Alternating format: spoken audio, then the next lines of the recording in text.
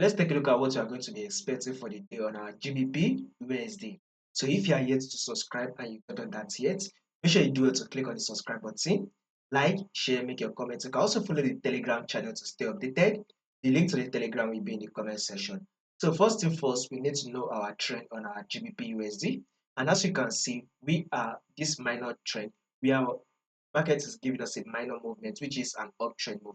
So there is a minor trend in markets move currently playing on our GBP USD. So now take a look at this here. Previously, we were in a downtrend move. This was the previous level on our GBP USD.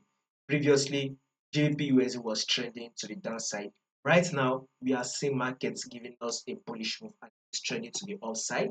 Now, this is the first movement that GBP USD gave us.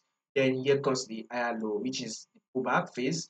Then we are able to have a new higher high. You can see that this new higher high took out this previous high here.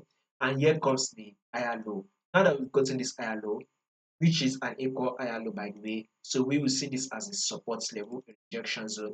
So from this level, we should be expecting market to push up again. So this is one of the reasons why for the day, we should be seeing a bullish move on GBP USD.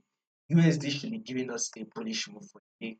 Now, let's take a look at it on our 1 hour time frame. So this is a multiple rejection zone that market is currently at right here. So we should expect market to push up.